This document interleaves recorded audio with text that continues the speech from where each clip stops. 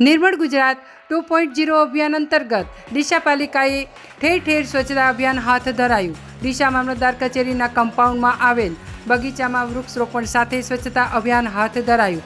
રાજ્ય સરકાર દ્વારા નિર્મળ ગુજરાત 2.0 સ્વચ્છતા પખવાડિયા કાર્યક્રમ અંતર્ગત ડીસા નગરપાલિકા દ્વારા શહેરને સ્વચ્છ બનાવવા માટે સુંદર આયોજન સાથે સ્વચ્છતા અભિયાન હાથ ધરવામાં આવી રહ્યું છે। ડીસાના અનેક વિસ્તારોમાં પાલિકાની ટીમ દ્વારા સુંદર શહેર બનાવવા માટે કામગીરી હાથ ધરવામાં આવી છે। ત્યારે આજ રોજ નગરપાલિકા પ્રમુખ સંગીતાબેન દવે સહિત સેનિટેશન ચેરમેન મંજુલાબેન કિરણભાઈ રાવળ, દેવરામભાઈ પરમાર, ભાવેશભાઈ દરજી સહિત મીડિયા મિત્રોની ટીમ દ્વારા મામલતદાર કચેરી કમ્પાઉન્ડમાં આવેલ બગીચામાં વૃક્ષરોપણ સાથે સ્વચ્છતા અભિયાન હાથ ધરાયું હતું, જેમાં ગ્રામ્ય મામલતદાર બકુલેશ દરજી, શહેર મામલતદાર પટેલ, તાલુકા વિકાસ અધિકારી ચિંતન પટેલ સહિત પર્યાવરણ પ્રેમીઓ ઉપસ્થિત રહીને વિશ્વ પર્યાવરણ દિવસની ઉજવણી સાથે સ્વચ્છતા અભિયાનમાં જોડાયા હતા અને હાથમાં ઝાડુ પકડી બગીચામાં સાફ સફાઈ કરી લોકોને સ્વચ્છતાનો સંદેશ અપાયો હતો।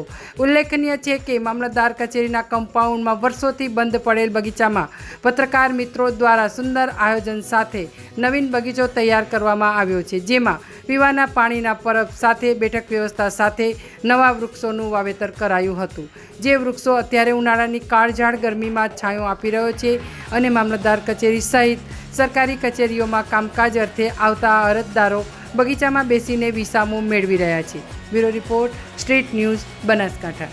અંતર્ગત જે આપણે પખવાડિયાનો કાર્યક્રમ સફાઈનો રાખેલો છે, એમાં આપણે સાંઈબાબાથી સફાઈનો કાર્યક્રમનો આપણે શરૂઆત કરી હતી।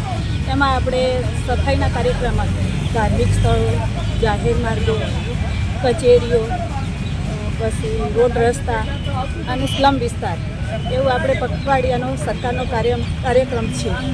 એમાં આજે આપણે મામલતદાર ઓફિસમાં ઝાડને વાવવાનું અને સફાઈનું કામ કરે છે।